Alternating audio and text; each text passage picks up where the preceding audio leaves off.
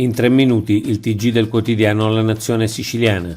Istat, censimento generale anno 2022. Secondo il censimento generale della popolazione, i cittadini residenti in Sicilia sono 4.814.016, l'8,2% della popolazione italiana, in calo di 19.313 unità. Le donne sono il 51,3%, il tasso di natalità è sceso dal 7,7 al 7,6 per 1000, ma resta comunque di un punto superiore a quello nazionale. In crescita l'età media della popolazione siciliana da 44,9 a 45,2 anni. Un dirigente esterno per acqua e rifiuti. All'atto di interpello per individuare un nuovo dirigente regionale per il settore acqua e rifiuti avevano risposto in 17, ma come da apposita nota nessuno soddisfaceva congiuntamente i requisiti tecnici e le caratteristiche insite al ruolo di raccordo con l'organo politico, che tradotto dal politichese vuol dire che erano ritenuti bravi ma politicamente inaffidabili, o scarsi anche se affidabili, o addirittura scarsi e inaffidabili. Non resta quindi come previsto che ricercare un dirigente all'esterno per una delle poltrone più bollenti. Istituire un tavolo per la sicurezza sul lavoro. Istituire un tavolo permanente per la tutela della salute e la sicurezza sui luoghi di lavoro. Questo è l'obiettivo fissato nel corso di un primo incontro che si è tenuto tra l'assessore regionale al lavoro e CGIL, CISL, UIL e UGL. Il tavolo vedrà la partecipazione, oltre che della Regione, delle organizzazioni sindacali e datoriali, dei vertici INPS e dell'Ispettorato Nazionale del Lavoro. La posizione delle università siciliane nel mondo.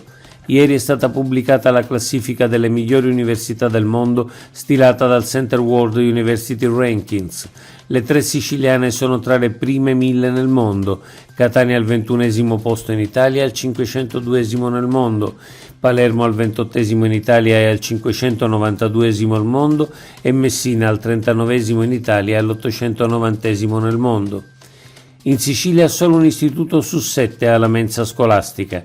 Secondo l'indagine di cittadinanza attiva sulle mense scolastiche nelle scuole d'infanzia e nelle primarie, in Italia solo 1/3 degli edifici scolastici sono dotati di locale mensa, ma in Val d'Aosta sono 3 su 4 e in Sicilia solo 1 su 7. Su oltre 3.200 scuole d'infanzia primaria in Sicilia vi sono 467 mense e sulle 55 previste dal PNRR solo 25 sono di nuova costruzione. Festino numero 400 di Santa Rosalia. L'organizzazione del 400° festino di Santa Rosalia, patrona di Palermo, verrà affidato al Balich Wonder Studio, società che si è occupata dell'apertura dei mondiali di calcio in Qatar e di varie cerimonie di apertura di Olimpiadi.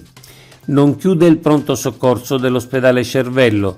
Non è prevista la chiusura del pronto soccorso dell'ospedale Cervello di Palermo né il suo accorpamento con quello di Villa Sofia, smentite quindi le voci che si erano diffuse nelle settimane scorse in vista dei lavori di ristrutturazione e il risultato di un incontro tra l'assessore regionale alla salute, i dirigenti e i vertici dell'azienda ospedaliera.